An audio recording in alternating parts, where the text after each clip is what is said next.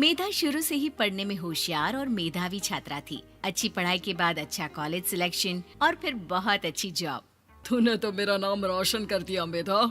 अरे लेकिन ये जो काम करने का तरीका है ना, इसे बदल ले। 18 घंटे काम करेगी तो कल को बच्चा कैसे संभालेगी? तुम्हारी तरह पागल नहीं हूँ माँ, जो बच्चे और परिवार में फंस जाऊँ। मैं तो जिंदगी खुल कर जीऊंगी। सब कहने की बात होती है बेटा, अपने बच्चे का सुख हर कोई चाहता है। वक्त बीतता है और मेधा की शादी हो जाती है। शादी के कुछ सालों में ही मेधा एक सुंदर से बेटे की माँ बन जाती है। अरे यार, मेरी मैटरनिटी लीव खत्म हो रही है, क्या करे? माँ भी नहीं आ सकती, कैसे मैनेज करूँ? ऐसा करते हैं, इसके लिए एक केयर टेकर रख लेते हैं, वो देखा करेगी इसे। मेधा को पति की बात जंच जाती है और वो केयर टेकर की तलाश शुरू कर देती है। एक दिन उन लोगों के घर एक महिला आती है जो दिखने में पढ़ी लिखी लगती है। जी, क्या काम है आपको? मैम, मेरा नाम स्नेहा है।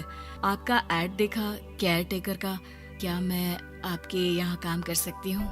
हाँ, क्यों नहीं, लेकिन आप तो अच्छे घर की लगती हैं, फिर नौकरी क्यों? दरअसल मेरे ससुराल वालों ने मुझे घर से निकाल दिया क्योंकि मैं माँ नहीं बन सकती और माता पिता भी नहीं है इस दुनिया में। तो अरे अरे, कोई बात नहीं, तुम लक्ष्य को ही अपना बच्चा समझो और यहीं रहना, और किसी भी चीज की जरूरत हो ना तो बता देना। नेहा खुशी खुशी लक्ष्य को संभालने लगती है। रात को जब मेधा घर पर आती है, अरे क्या बात है स्नेहा, तुमने खाना नहीं खाया क्या? अरे दीदी, आपका बेटा टाइम दे तब ना। अरे तो जब वो सोता है तब खा लिया करो। तब तो मैं इसके पास ही बैठी रहती हूँ। कोई मच्छर या कीड़ा काट ले लक्ष्य को तो अब आप पकड़ो, मैं खाना खा लेती हूँ। स्नेहा वहाँ से चली जाती है। बहुत ही अच्छे से ख्याल रख रही है ये लक्ष्य का। मेधा, इतना तो शायद तुम भी ध्यान नहीं देती।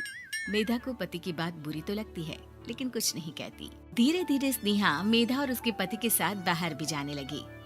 सुनो, स्नेहा को भी बाजार ले चलते हैं, वो क्या है ना, लक्ष्य को देख लेगी जब तक मैं शॉपिंग कर लूंगी। हाँ हाँ चलो, वैसे मैं चाह रहा था कि लक्ष्य को लेकर हम दोनों ही चलते। क्या यार, तुम तो फ्री में इमोशनल हो जाते हो, कितना देख लेंगे हम दोनों मिलकर, ले चलो उसे। कार से निकलकर मेधा और लक्ष्य रोड क्रॉस कर रहे थे कि सामने से कार आ जाती है। मेधा का ध्यान नहीं होता, लेकिन स्नेहा तुरंत लक्ष्य को मेधा से छीन लेती है। मेधा गिर जाती है और कार मेधा को छूकर निकलती है, जिससे मेधा को खून आ जाता है। पति मेधा को हाथ देकर उठाता है। स्नेहा लक्ष्य को लेकर गले लगाई रहती है। थैंक्स स्नेहा, मैंने तो ध्यान ही नहीं दिया था कि कार आ रही है। स्नेहा का गुस्सा मालकिन पर टूट पड़ता है। अरे कैसी माँ है आप, अगर आज कुछ लक्ष्य को हो जाता तो मैं आपको कभी माफ नहीं करती। छोटा सा बच्चा है, उसे चोट लगती है तो पता है कितनी तकलीफ होती है। पति भी स्नेहा को देखने लगता है कि उसे क्या हो गया। मेधा को स्नेहा पर काफी गुस्सा आ जाता है। घर आकर कहती है, देखो स्नेहा, माना तुम लक्ष्य को बहुत प्यार करती हो, लेकिन वो मेरा बेटा है, मैं कभी जानबूझकर उसके साथ बुरा नहीं कर सकती, समझी? मुझे माफ कर दीजिए, मैं लक्ष्य को लेकर कुछ ज्यादा ही सेंसिटिव हो चुकी हूँ। मैं ध्यान रखूंगी कि आगे से ऐसा ना हो। मेधा का मन स्नेहा से अब हटने लगा था।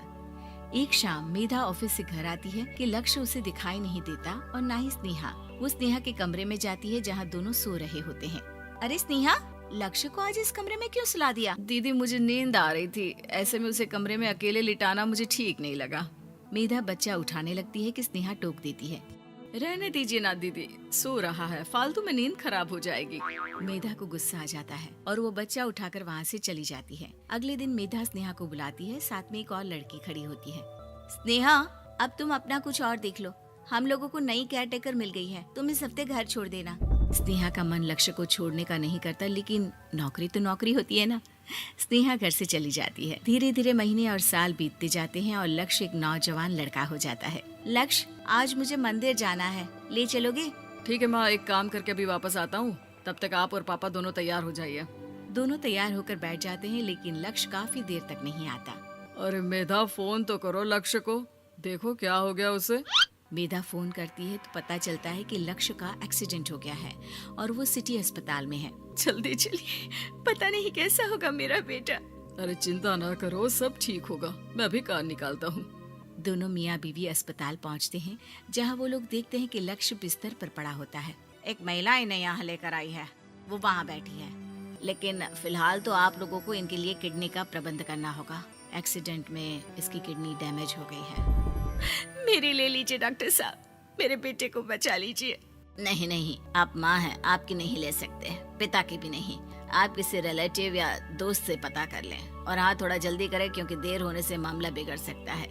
मेधा बैठकर रोने लगती है कि वहाँ डॉक्टर आ जाते हैं। जिस औरत ने आपके बेटे को यहाँ भर्ती कराया था वो अपनी किडनी आपके बेटे को देना चाहती है। हाँ? कौन है वो? कहाँ है वो? तभी वहाँ स्नेहा आ जाती है। स्नेहा तुम? मैं लक्ष्य को पहचान नहीं पाई थी, लेकिन आप लोगों को देखकर समझ गई कि ये लक्ष्य है, इसलिए वापस आ गई। मैं अपनी किडनी आपके बेटे को देना चाहती हूँ।